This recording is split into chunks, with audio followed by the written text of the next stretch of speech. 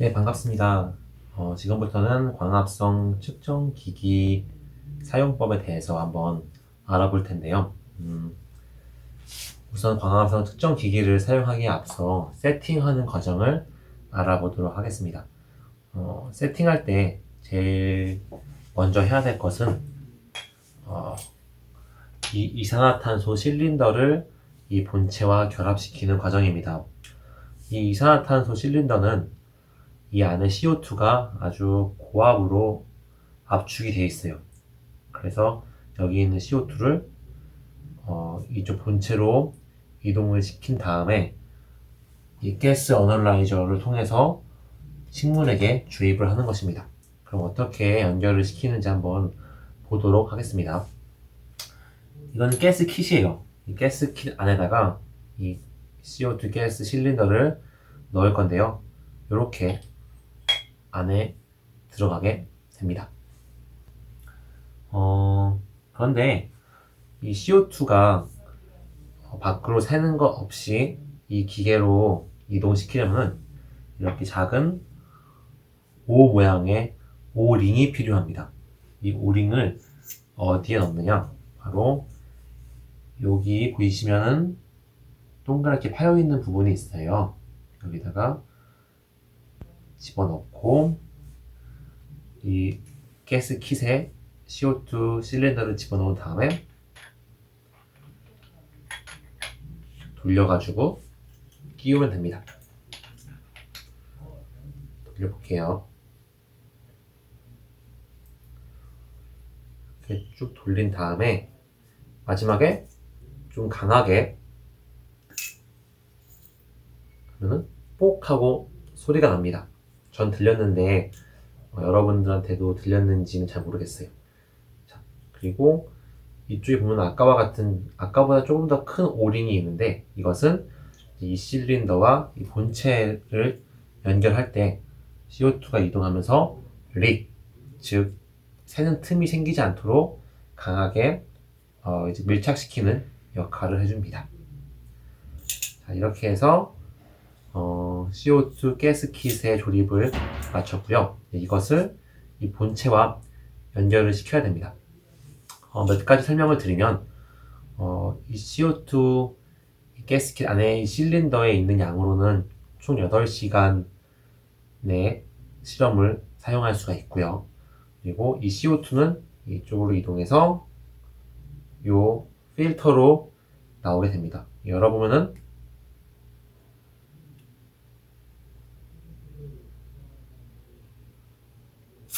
이렇게 필터가 있어요. 방금 전에 이제 가스가 새어 나오는 거 보셨죠? 가스가 이렇게 새어 나오면서 이렇게 이동하면서 이 본체로 이동을 하는데 이 안에 보면은 하얗게 필터가 있어요. 이 필터의 역할은 이 가스 안에 있는 오일을 제거해주는 역할을 합니다. 자, 이제는 새지 않죠? 이렇게 해서 CO2 가스킷의 조립을 완성해 보았습니다.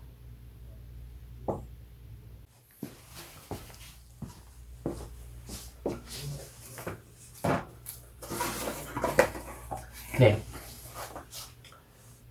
이제 아까 방금까지 CO2 실린더와 이 가스킷을 연결하는 것을 보았는데 아까 말씀드렸던 이 CO2 가스가 새어 나오는 것을 방지하기 위한 오링은 일회용이에요. 이렇게 오링이 많이 모여있죠. 이것은 전부 다 일회용이어서 한번 실험하고 나면은 그 다음번에 재활용할 수가 없습니다. 그리고 이제 CO2 가스킷을 이 본체와 한번 연결시켜 보도록 하겠습니다. 이 본체를 보시면 이 본체는 컴퓨터 역할을 하는 거예요. 이 플로우를 조절해주고 컴퓨터 역할을 하는 건데 이 좌우측에 이 케이블과 이 CO2 가스킷을 연결할 수 있는 연결 단자가 있습니다. 보시면은 데시컨트랑 CO2 스크럽 사이에 아까 조립했던 CO2 가스킷을 연결할 수 있어요. 연결해 보겠습니다. 이렇게 이 사이에 바짝 붙인 다음에 이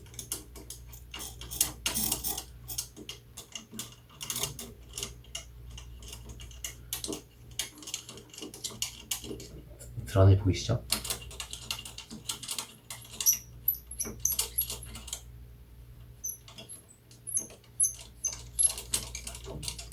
이렇게 꽉 조여주면은 이제 아까 넣었던 CO2 가스 실린더에서 이 가스 킷을 통해서 아까 필터를 거쳐가지고 이 본체 안으로 CO2 가스가 들어가게 되는 것입니다. 지금 나왔으니까 설명해드리면 이 데시컨트 같은 경우에는 외부에서 들어온 공기 안에 있는 습도를 흡수해주는 역할을 하고요. 이 CO2 스크럽 같은 경우에는 이제 CO2, 외부의 공기에 있는 CO2를 흡수해서 CO2가 아예 없는 공기를 만들어주는 역할을 합니다. 네. 여기까지 설명을 드리고, 자, 이제는 이 본체에 이렇게 낮게 가지고 다니면 불편하잖아요. 약간 높일 수 있게 본체 다리가 있습니다. 다리를 한번 조립해 보도록 할게요. 이게 조립이 생각보다 어려워요. 왜냐면은 이게 무겁거든요.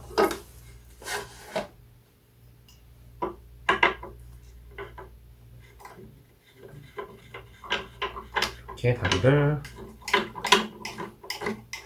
넣습니다. 그리고 다른 총 4개를 넣어야 돼요.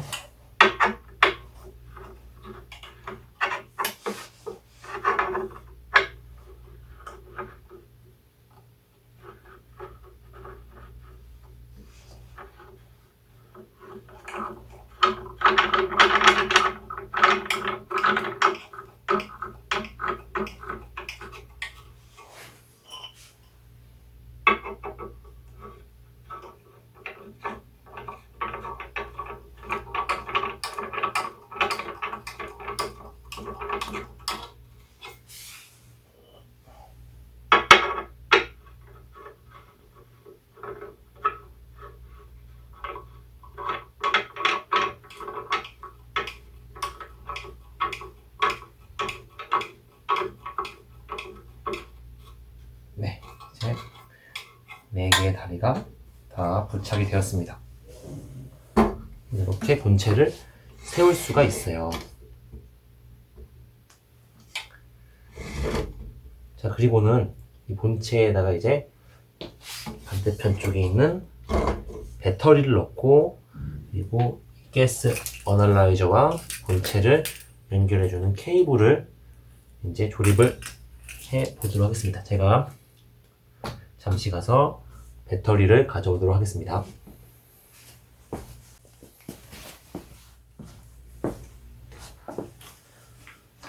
자, 제가 배터리를 가져왔어요. 배터리가 아주 크고 무겁습니다. 자, 이것을 연결을 해 볼 텐데요. 자, 좌우에 한 개씩 넣어주면 됩니다. 방금 충전을 해온 거예요. 넣고 이쪽에 전기 연결하고요. 두 번째 배터리도 넣어줍니다. 여기다가 연결을 해볼게요. 자, 이렇게 하면 배터리 연결이 끝납니다. 이 배터리 같은 경우에는 보통 완충이 되었을 때 2시간에서 3시간, 최대 4시간까지는 사용할 수 있다고 하는데요. ACI 커브처럼 많은 CO2 양을 소모하는 시점의 경우에는 조금 더 짧게 사용할 수도 있습니다. 그래서 항상 배터리가 이제 방전되지 않도록 늘 실험이 끝나면은 충전해 주는 것이 굉장히 중요해요. 이제 케이블을 연결해 볼게요. 이 케이블 같은 경우에는 암수가 다 구분이 되어 있어서 크게 어렵지 않아요. 그리고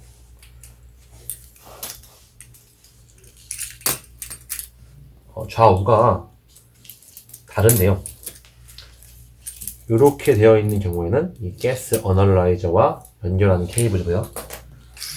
이렇게 되어 있는 케이블이 이 본체와 연결하는 것입니다. 자, 이제 연결 한번 해볼게요. 되게 쉬워요. 여기 튀어나와 있는 것은 들어가 있는 것으로 연결해주면 되거든요. 자, 이렇게 해서 너무 꽉 조이는 것이 중요한데 너무 꽉 조여서 가끔씩 고장을 내키는 사람도 있다 하더라고요. 여러분들이 만약에 이걸 해보신다면 적당한 힘으로 꽉 조여주시는 것이 매우 중요하겠습니다. 고장이 나면 안 되니까요. 상당히 고가의 실험 기기입니다. 여기도 이렇게 돌려서 고정을 했어요. 돌아가지 않을 정도로만. 그리고 이렇게 투명한 케이블로 되어 있는 것이 있는데, 자, 이것을 이 아래에 있는 이 두 개의 구멍과 연결을 해야 됩니다. 이 검은 색깔 표시가 있는 것은 마찬가지로 이렇게 검은 색깔 표시가 있는 샘플, 이게 샘플로 이제 들어가는 CO2를 이동시켜주는 케이블이에요. 검은 것은 검은 것대로 연결을 해주고요.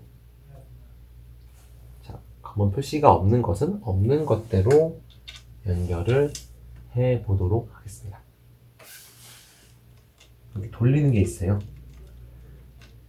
이것도 마찬가지로 너무 꽉 조이면은 파손이 될 위험이 있으니 적당한 선에서 돌아가지 않을 때까지만 해주는 것이 중요합니다. 예, 잘 연결이 된 것 같아요. 자, 이 한 개는 아까 말씀드렸던 검은 것은 샘플 케이블이어서 이제 샘플로 가는 CO2 양을 조절하는 것이고, 한 개는 레퍼런스예요. 레퍼런스 같은 경우에는 기준이 되는 CO2 양을 조절하는 케이블이 되겠습니다. 이제 가스 어널라이저랑 한번 연결해 볼 텐데요. 이 가스 어널라이저 같은 경우에는 조금 더 본체보다 예민하고 더 중요하고 센서티브합니다. 그래서 여러분들이 이동할 때나 작동을 시킬 때 조금 더 주의할 필요가 있어요. 역시 연결해 볼게요. 보시면 딱 연결할 수 있게 구멍이 되어 있습니다. 뭐 어렵지 않아요. 역시나 적당한 힘으로 적당하게 돌아가지 않는 선에서 돌려주고요. 마찬가지로 샘플과 레퍼런스 케이블이 있는데, 역시 검은 것은 검은 것대로 연결을 시켜주고요. 돌려주는 게 있습니다. 돌아가지 않을 때까지 돌려주시면 돼요.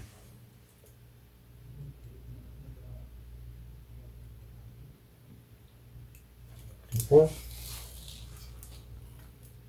레퍼런스는 레퍼런스 케이블대로 연결을 시켜주면 되겠습니다. 이 케이블은 또 위쪽에 연결을 시켜줄게요. 보시면 빨간 색깔 표시가 있는 것끼리 맞춰가지고 끼우셔야 돼요. 그냥 끼우면은 안 맞을 수 있거든요. 쏙 들어갔습니다.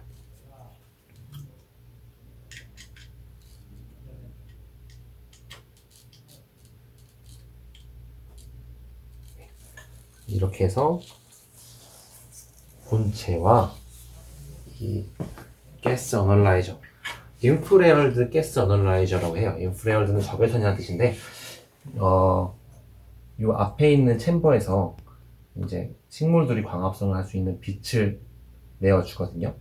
근데 이제 적외선 같이 식물이 잘 이용할 수 있는 화장대를 발산하기 때문에 인프레얼드라는 말을 써서 인프레얼드 가스 어널라이저, 약자를 써서 IRGA, 얼가라고 부릅니다. 얼가. 이 뒤에 있는 부분이 얼가, 앞에 있는 부분이 챔버라고 보시면 되겠습니다. 여러분, 이제 기계 조립은 거의 끝났어요. 마지막으로 해야 될 것은 이 삼각대와 이 얼가, 이 가스 어널라이저를 연결해 주면 되겠습니다. 이 삼각대를 쓰는 이유는 사실 여러분 생각보다 엄청 무거워요. 운동을 많이 하신 분들만 들을 수 있을 정도로 엄청 무거운데, 이 무거운 걸 계속 들고서 여기에 입을 끼우고 들고 있는 게 거의 불가능하죠. 만약에 들고 있다가 힘이 들어서 쭉 내리거나 놓치게 된다면은 이 물려있던 입이 뜯어질 거예요. 뜯어지는 순간 물 공급이 안 되고 광합성은 뚝뚝뚝 떨어져서 올바른 실험 데이터를 얻을 수가 없겠죠. 그래서 사람의 인력으로 들고 있기에 너무 힘들기 때문에 이러한 삼각대의 힘을 빌리는 것입니다. 삼각대랑 연결할 수 있게 다 홈이 있어요. 한번 연결해 보도록 할게요.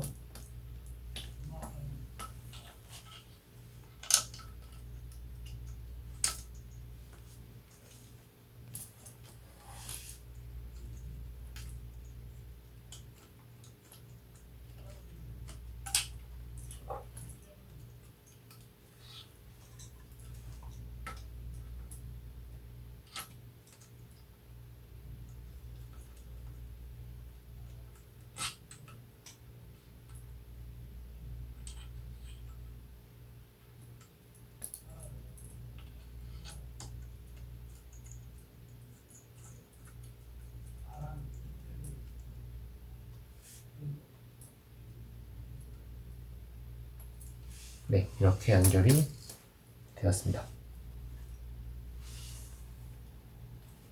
이렇게 하면은 이제 이런 물리적인 조립은 다 끝난 거예요. 여기서 몇 가지 설명을 드리면, 아까 가스를 이제 어널라이저로 옮기는데 여러분 샘플 케이블과 검은색으로 되어 있는 샘플 케이블과 레퍼런스 케이블이 있어요.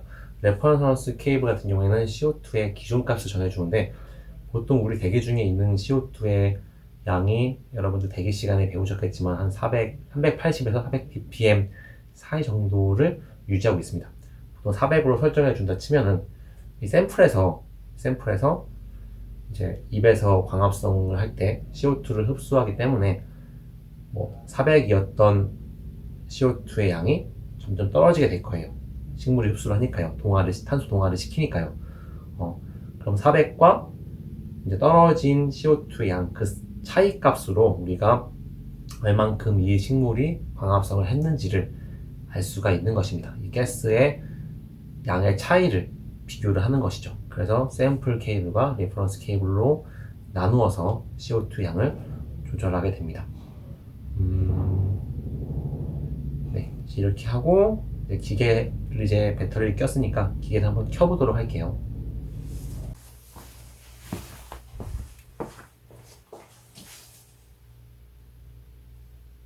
네, 이제 전원을 켜볼 텐데요. 전원 버튼은 이 배터리 바로 위에 있습니다. 전원을 켜기 전에 한 가지 더 설명을 드리면요. 이 본체에 아까 CO2 가스킷을 연결하는 좌우에 데시컨트랑 CO2 스크럽이 있다고 말씀을 드렸어요. 이 데시컨트는 외부에서 공기가 들어오면은 이것을 통과하면은 수분을 사라지게 만드는 거예요. 그래서 이제 위에 보시면은 이 스크럽과 바이패스라고 하는 두 개의 명령어가 있는데, 이 스크럽은 스크럽 쪽으로 완전히 돌리면은 이 공기가 이곳을 완전히 통과해서 수분을 완전히 제거하겠죠. 외부에서 들어온 외부 공기의 수분량을 제로로 만들 겁니다. 풀 스크럽을 하면요.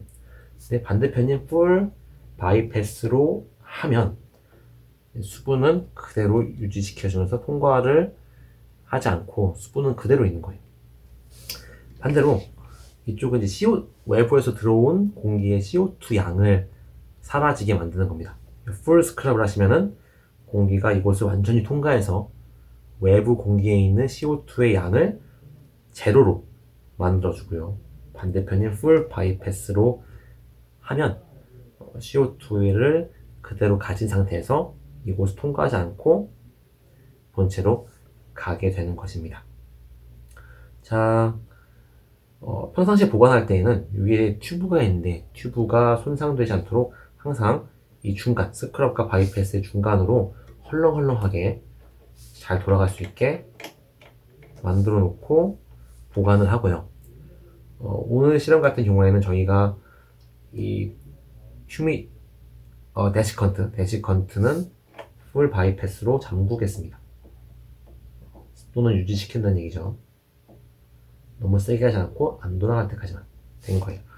그리고 CO2는 완전히 없앨 겁니다. 왜냐면은 저희가 CO2의 양을 이 CO2 실린더에서 저희가 원하는 대로 양을 조절해야 되기 때문에 외부 CO2의 양은 아예 없애고 영향을 주지 않도록 해야 돼요. 그래서 풀 스크럽을 합니다. 풀 스크럽을 하면은 공기가 이곳을 통과하면서 모두 사라지게 되겠죠. CO2의 양이 사라지게 되겠죠. 안 돌아갈 때까지 살짝만 했습니다. 이렇게 이 두 가지 역할을 보셨고요. 이 새로 나오는 기종인 이거는 라이코 6400인데요.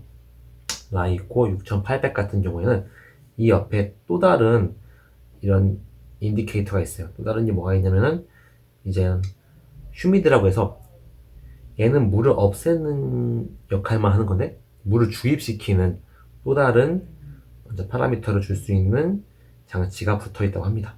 더 고가의 장비겠죠. 이렇게 해서 이제 본체 외부에 있는 것들은 대체로 다 알아본 것 같아요. 이제 전원을 켜보도록 하겠습니다.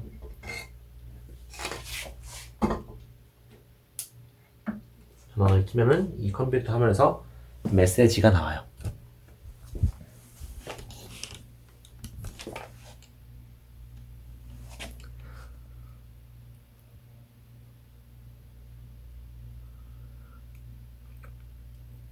자, 이제 켜지고 있죠. 스타팅 되고 있죠.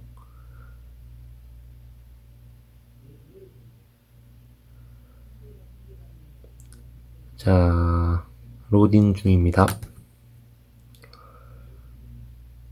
자, 이제 저희가 선택할 수가 있어요.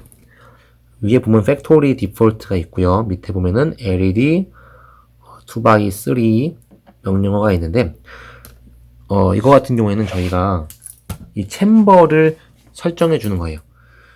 챔버는 이 앞에 있는 걸 말한다고 했죠. 열어보시면은 이 안에 있는 이 챔버가 3 곱하기 2예요. 3 곱하기 2. 여기서 LED 빛을 쏴서 광합성을 이제 시키는 거죠. 만약에 이 챔버가 다른 챔버라고 한다면은 여기에 있는 다른 이제 항목이 떴을 거예요. 근데 우리가 지금 이 기계에 설치되어 있고 조립되어 있는 것은 이곳 LED 이 2x3 챔버이기 때문에 이 챔버를 그대로 선택해 보도록 하겠습니다. 엔터를 누를게요. 엔터. 그럼 오케이 기분 좋은 메시지가 뜨죠. 자, 그럼 이 챔버와 얼가, 챔버는 요 앞에 있는 부분이고 얼가는 이 기계 전체에 이제 가스 어널라이저 이 기계를 말합니다. 이 기계가 잘 연결이 되어 있느냐. 우리가 지금까지 열심히 이 케이블을 통해서 다 연결을 시켰죠. 자, 연결됐습니다. 그럼 Y를 누르면 됩니다. Y.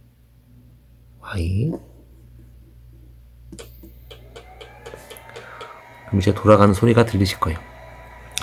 이제 홈 메뉴가 나오고 뭐 configure, 뭐 calibration, new measurement, 뭐 utility 많은 메뉴가 나오는데 우리가 이제 이 실험을 하기 앞서 가지고 해줄 게 있어요. 미리 이 기계를 워밍업을 시켜야 되는데 첫 번째 워밍업은 뭐가 있냐면 홈 메뉴를 눌러볼게요. 이 홈 메뉴는 아래에 있는 펑션 1 키를 누르면 됩니다. 여러 가지 메뉴가 있죠. About this unit, 자 이름이 제일 긴 Diagnostics and Tests를 누르고 엔터. 그럼 또 엄청 어려운 단어들이 나와요. 근데 우리가 해볼 것은 많은 것들 중에 첫 번째로 할 거는 이 매치 밸브 테스트를 해야 됩니다. 매치 밸브 테스트를 선택하고 엔터. 자, 그럼 매치 밸브가 먼저 잘 이상이 있느냐 없느냐를 확인해 봐야 되는데 매치 밸브가 어디 있는지 한번 확인해 봐야겠죠.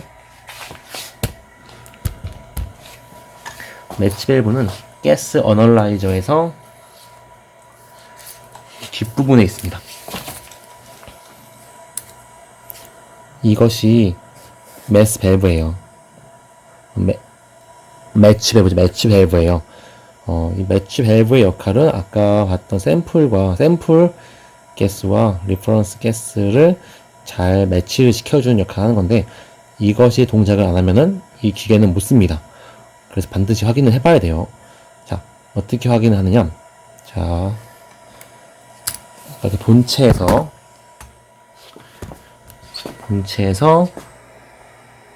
토글 키라고 하는, 지금 초점이 잘 안 맞는데,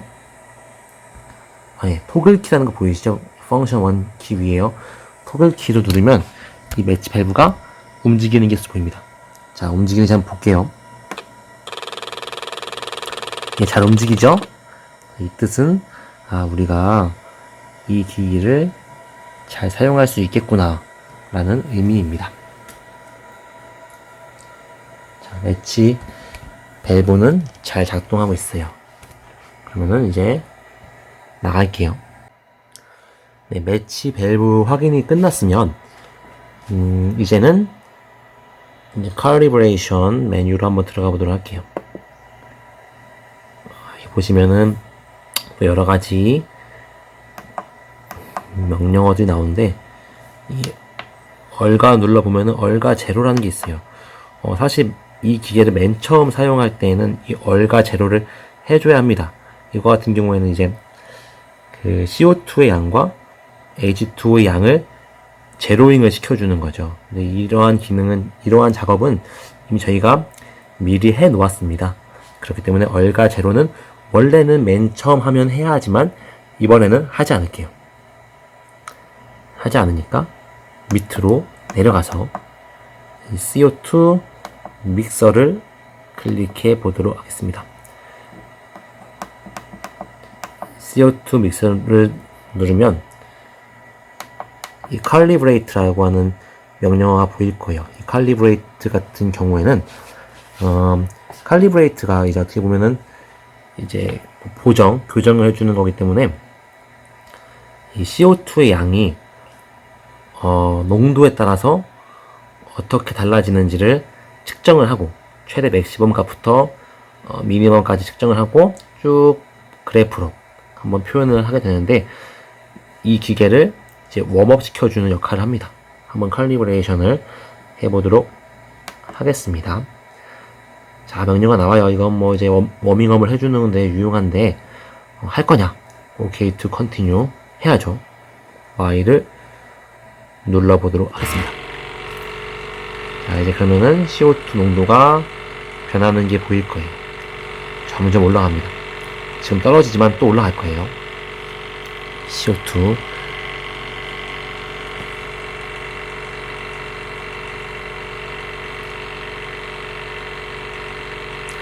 이 기계가 CO2 가스를 어느 농도까지 이제 잡아줄 수 있느냐를 보여주는 겁니다.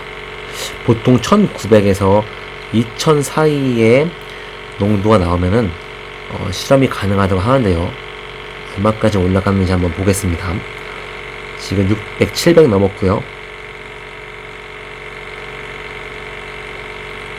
800, 900 잘 올라가고 있습니다. 1000 넘어갔네요.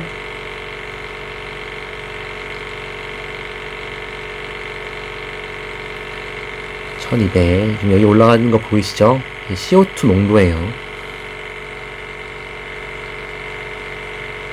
1500,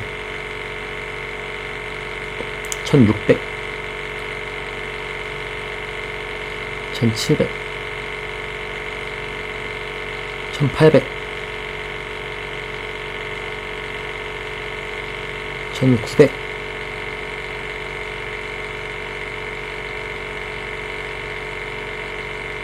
2000이 넘어갔네요.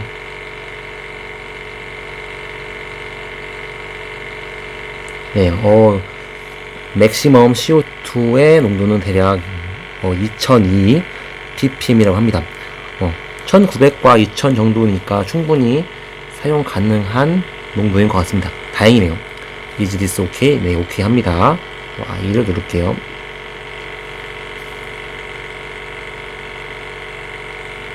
자, 그러면은 세팅 중인지 보여요. 좀 기다려 볼게요.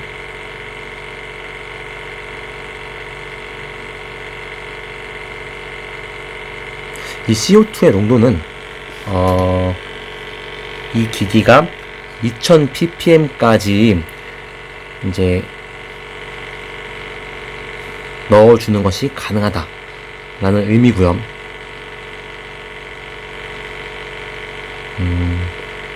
이 1900과 2000 사이의 그 레인지가 변하는 것은 이 실험하는 곳의 온도에 따라 달라져요. 온도가 높으면 그만큼 프레셔가 세서 CO2 농도 값도 올라가게 되고요. 온도가 낮으면 좀 낮은 1900대의 값을 보이게 된다고 합니다. 우리는 CO2 주입값을 2000부터 해줄 수가 있는 거예요.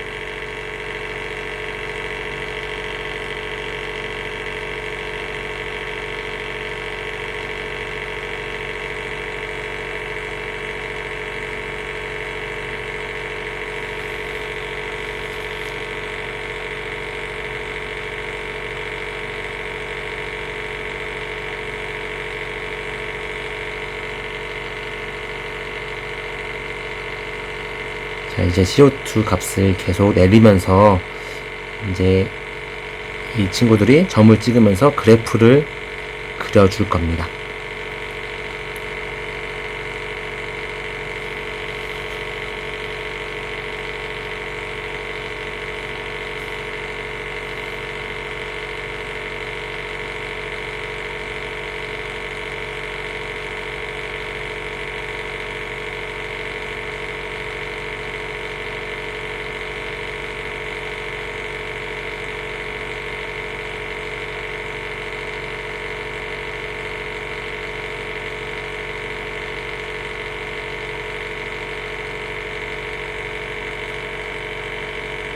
네, plot this.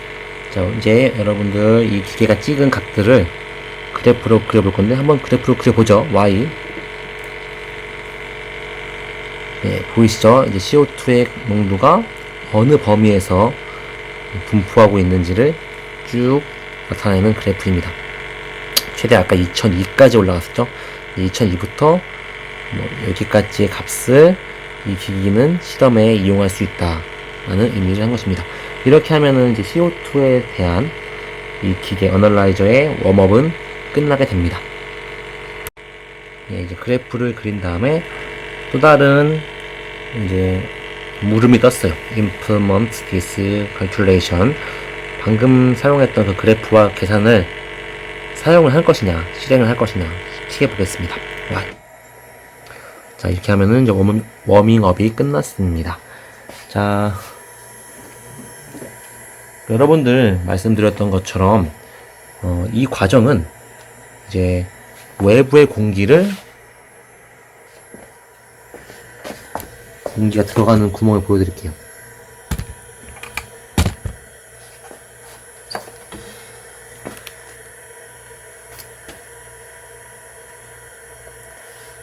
여기 케이블 사이에 이런 구멍이 보이시죠? 이쪽으로 외부 공기가 들어가서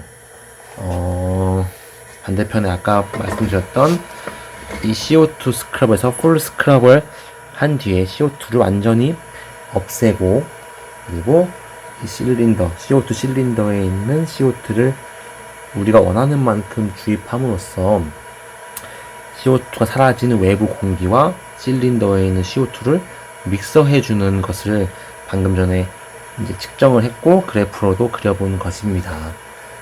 아까 처음에 맥시멈 2002를 찍었죠. 맥시멈을 찍고 처음 맥시멈에서 조금씩 떨어뜨리면서 곡선을 그린 게 아까 그 곡선이었고요.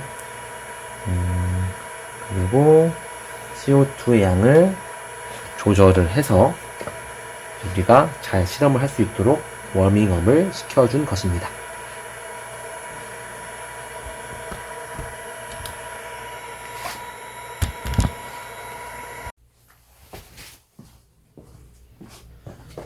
이제 우리가 이 기계를 가지고 직접 야외에 나가서 측정을 해보도록 하겠습니다.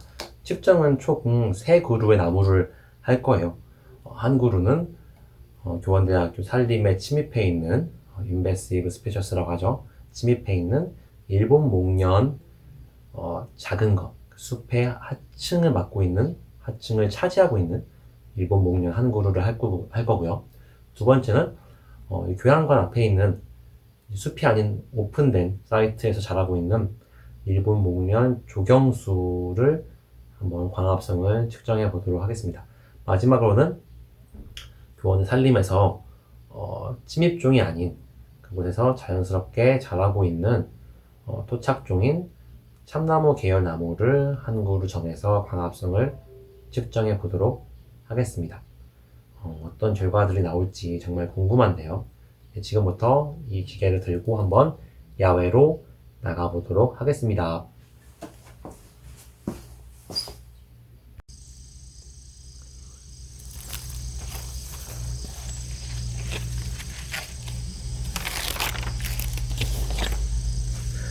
네, 이제 측정을 위해 야외에 나왔습니다. 제가 선택한 나무는 교원대 그 천문대 앞에 있는 한 작은 숲의 하층을 차지하는 일본 목련입니다. 일본 목련 어디 있는지 한번 보여드릴게요.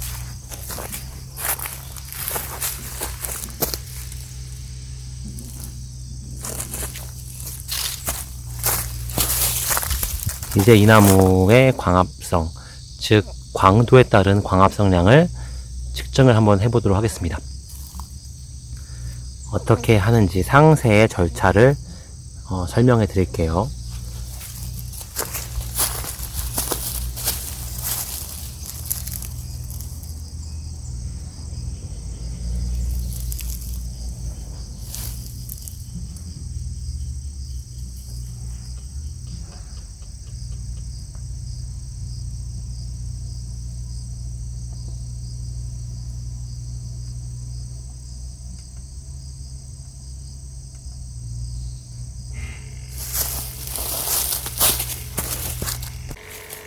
여기서는 그 CO2 믹서의 칼리브레이션을 보니까 아까 실내에서 했을 때는 2002 ppm이 나왔는데 실외는 2012 ppm이 나왔습니다. 조금 더 CO2 농도가 높다는 걸 알 수 있네요. 그만큼 온도가 약간 아까보다 많이 올라간 것 같습니다. 아무래도 야외이니까 그런 것 같아요. 그리고 Y를 눌러주고 그래프를 아까처럼 그리는 과정을 합니다. 맥시멈 2014에서부터 쭉 CO2 농도를 떨어뜨리면서 이제 어디까지 광합성 농도를 측정할 수 있는지 그 레인지를 이제 설정하면서 안정화를 시키는 겁니다.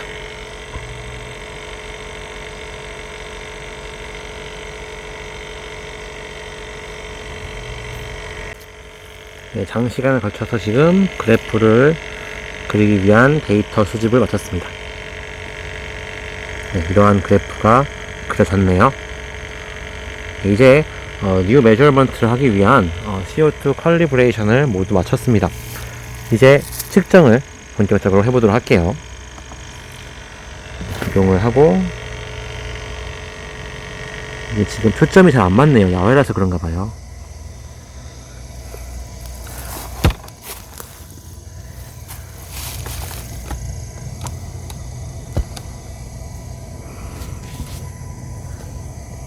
네, 이제 측정을 한번 해보도록 하겠습니다. 측정을 하기 위해서는 뉴 메저먼트로 가야 되는데 이것은 이게 홈 화면에 있습니다. 홈에 뉴 메저먼트 누르시고 이제 여기서 지금 보이시나요? 너무 초점이 안 맞네요.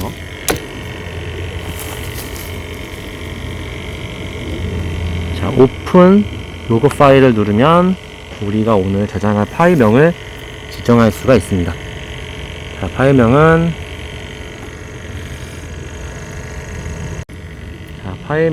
지정해 볼게요. 파일명은 오늘 2020년 9월 오늘 며칠인가요? 오늘 며칠이지? 24일 4일이고 일본 목련을 측정하니까 매그놀리아로 하겠습니다.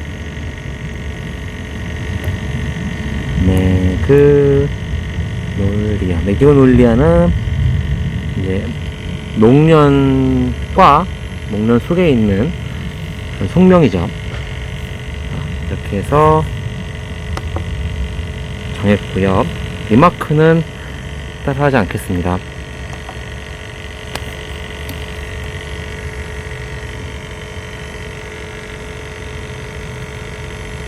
자, 이제 파일명을 정했으면, 자, 첫 번째 폴더에서 오픈 파일로 파일명을 정했고요. 자, 파라미터를 좀 보시면,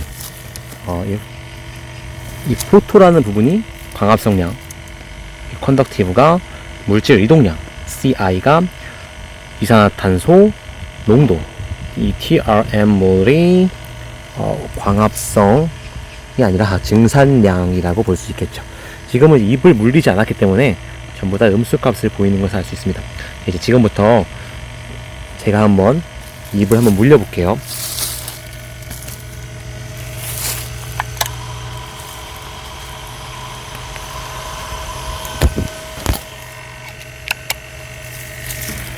자, 입을 물리는 순간 광합성량이 급격하게 증가하는 것을 볼 수 있죠. 증산량도 급격히 증가했고요.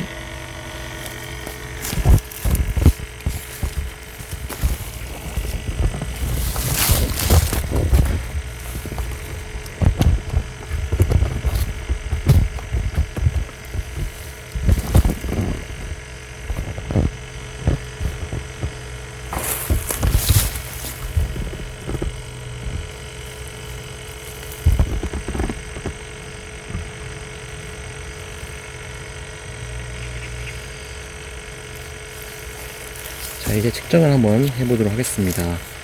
지금 아까 측정했던 것처럼 이 주변의 광도가 75이기 때문에 이 75에서 지금 광합성량은 1.9를 보이고 있어요. 자, 이제 측정을 한번 해보도록 하겠습니다.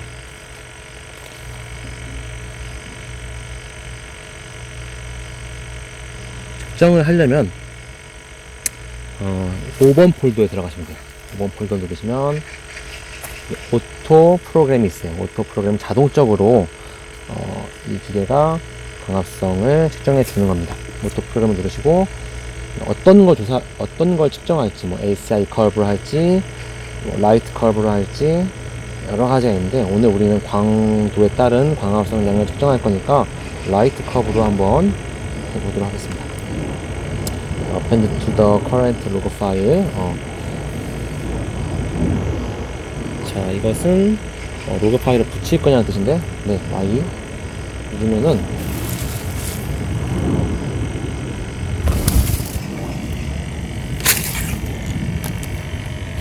제가 이미 설정해 놓은 이렇게 광도가 있는데, 아까 우리 75였죠? 75 강도로 한번 바꿔볼게요. 최초의 두 가지 값을 75 강도로 바꿔보겠습니다. 75로 75 스페이스 75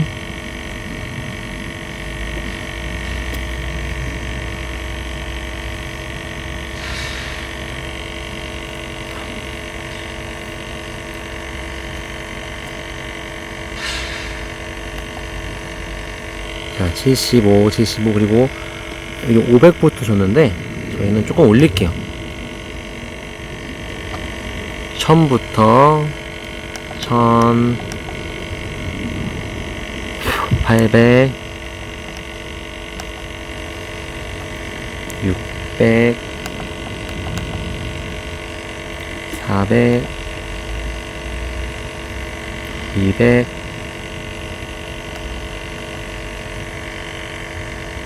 100 50 요렇게 75 1800 600 400 200 100 50 0 이렇게 강도를 주어지고, 이 각각 이 강도에서 얼마만큼의 광합성량을 하는지 한번 측정해 보도록 하겠습니다. 자, 오케이. 자, 이건 이제 시간이에요. 60초, 최소 60초를 기다리고 최대 120초 2분이죠. 2분을 기다려서 측정을 한다. 그리고 그냥 그대로 해주시고,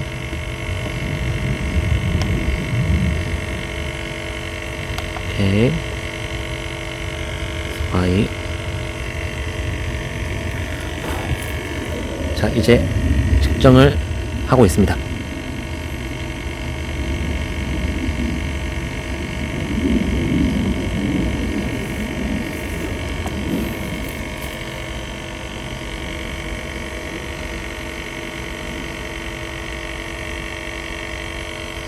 이제 한 10분 정도 걸릴 거예요. 10분 뒤에 결과를 한번 보도록 하겠습니다. 네, 이제 측정이 끝났습니다. 잘 되었는지 한번 파일을 볼까요? 파일을 보려면 파일 폴더는 1번입니다. 1번 누르고 여기 뷰 파일 보이시죠? 뷰 파일 누르면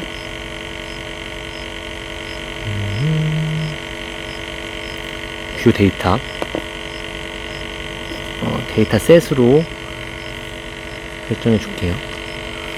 보이시면은 자, 쭉 데이터가 쭉 나와 있습니다. 광합성만 한번 볼까요?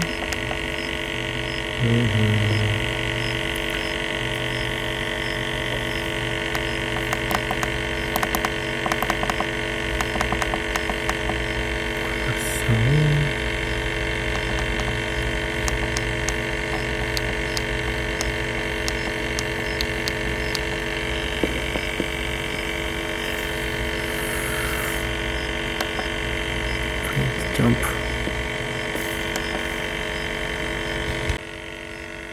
광합성, 포토신세시스를 보시면은 광합성이 처음에 이 식물이 자라고 있는 광도 75에서 3.08, 3.05를 보이다가 1000으로 올려주는 순간 5.19로 올라갔죠.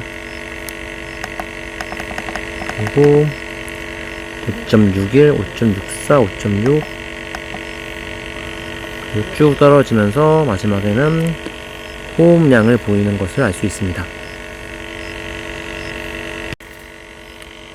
자, 파일을 다 보았고요. 이 파일을 저장을 해야겠죠.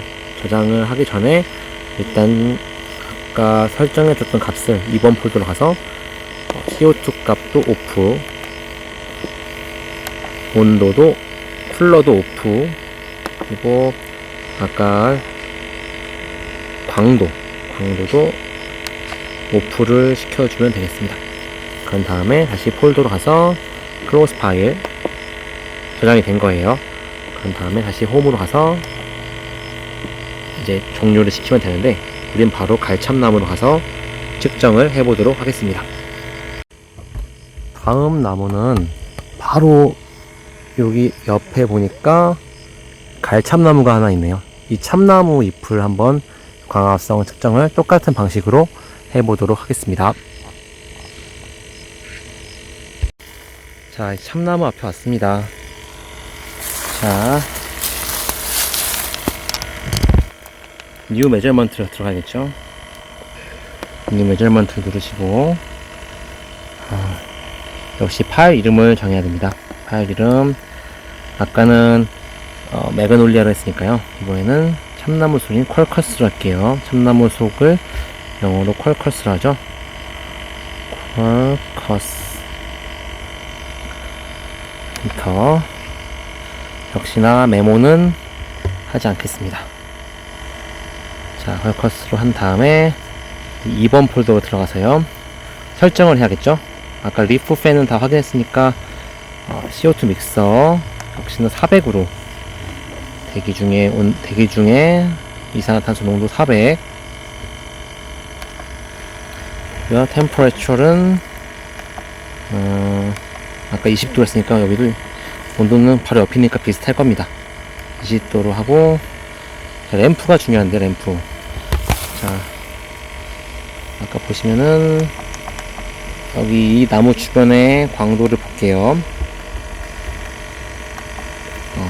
far out이 여기는 아까보다 광도가 좀 낮네요. 아까는 75였는데 여기는 한 40 돼요. 한 40으로 설정하겠습니다. 한 40.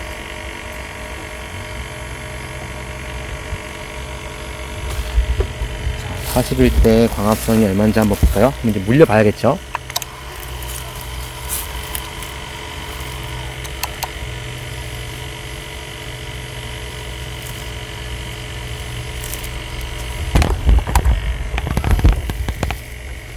광합성을 보겠습니다.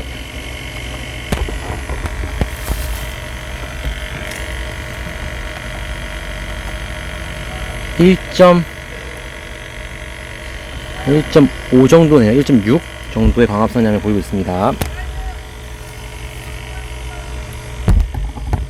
자, 이제 광합성, 이 참나무의 광합성량을 한번 측정해 보도록 할게요. 아까 똑같은 방법으로 해보면요. 자, 5번 폴더 들어가서요. 오토 프로그레스를 하고 라이트 커브 누르고 ASY.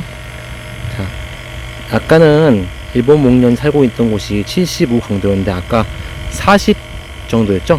40으로 수정해 볼게요.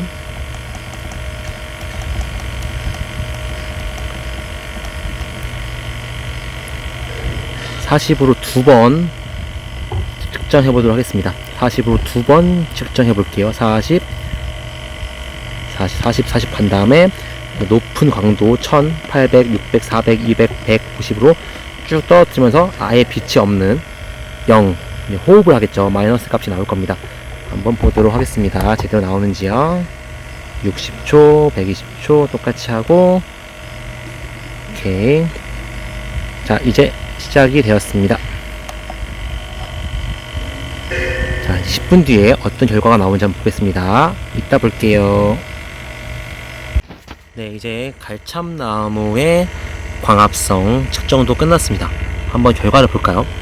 결과는 뷰 파일 누르시고 뷰 데이터, 그 다음에 데이터 셋을 볼 거예요. D 이렇게 쭉 나와있죠? 자, 포토 신세시스 광합성 포토를 보겠습니다. 쭉 옆으로 이동하시면은 포토가 나오죠? 확실히 아까 일본 목련보다는 광합성량이 약간 저조해요.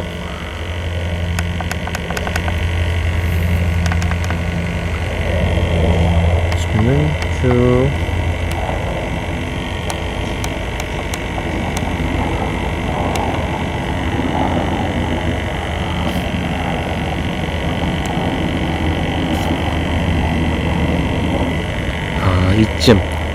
이쯤이 광포화쯤 되겠네요. 1000, 아까 제가 1800, 600, 400, 한 400 정도의 광도를 줬을 때가 광포화점이 아닐까 제가 생각이 듭니다. 일단 이 데이터는 제가 엑셀로 해서 여러분들에게 다 직접 전달해 드릴 거예요. 자, 그럼 이제는 조경수로 심어진 일본 목련의 광합성량을 측정하기 위해 이동해 보겠습니다. 네, 이번에는 교정에 있는 그 일본 목련 조경수로 광합성 측정을 해보도록 하겠습니다.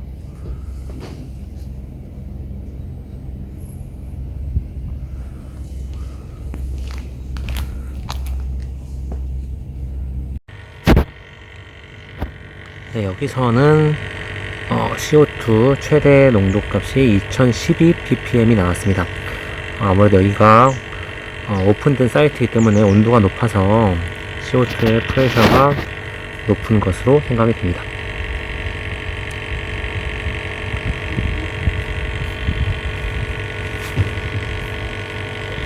자, 이제 그래프를 그려보겠습니다. 지금 이 작업은 광합성 측정을 하기 전에 CO2 가스를 안정화하는 작업입니다. 네, 그래프가 잘 그려진 것을 볼 수 있습니다. 네, 이렇게 그려졌죠?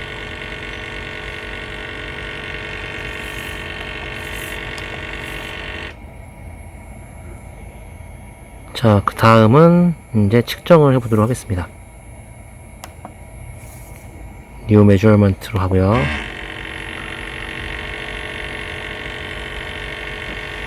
측정 전에 파일 이름을 작성해 보겠습니다. 자, 20 09 24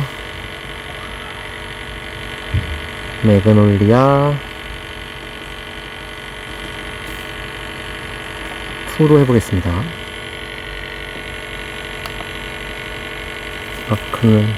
이마크는 안 하고요. 이렇게 해서 파일을 만들었고요. 네, 2번 폴더를 눌러서 이제 CO2 값 400으로 레귤러 값을 정해주고요. 템퍼레처도 아까 말했던 것처럼 20도로 설정해 보겠습니다. 그리고 램프 값이 중요한데, 램프 지금 현재 이 센서로 현재 이 오픈된 장소에서의 광도를 볼 건데요. 여기는 되게 햇빛이 강해서 광도가 높게 나올 것 같습니다. 그죠?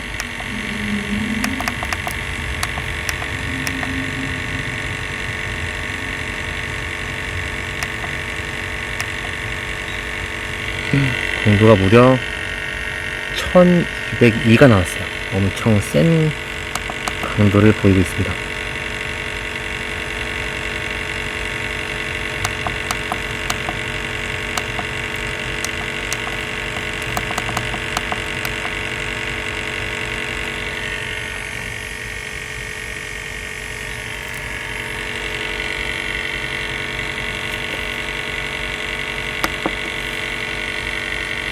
(1200) 1200을 한번 해보겠습니다. 현재 지금 강도로 했을 때 과연 광합성량이 얼마나 될지를 한번 보도록 하겠습니다.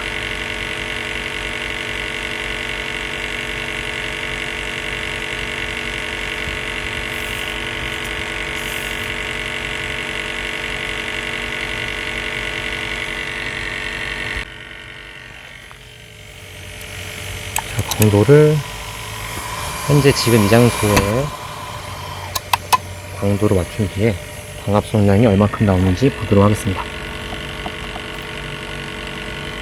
와, 엄청나게 올라가고 있습니다.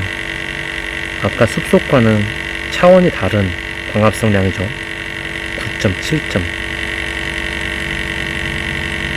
10을 돌파했습니다. 어마어마한 광합성량이네요. 지금 레귤러 CO2 값과 샘플 CO2 값이 맞지 않아서 매치 모드를 한번 해보겠습니다.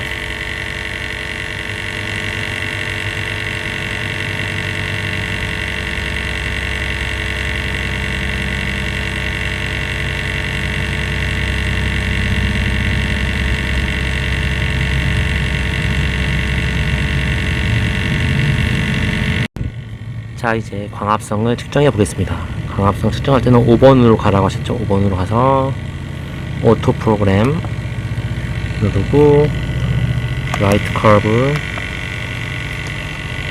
Y.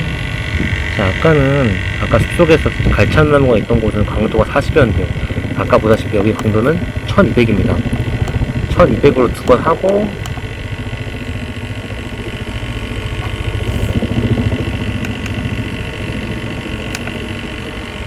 1200으로 두 번 한 뒤에 서서히 800 1200 두 번 1800, 600, 400, 200, 150, 0 이런 식으로 광도를 조정해 가면서 측정해 보도록 하겠습니다.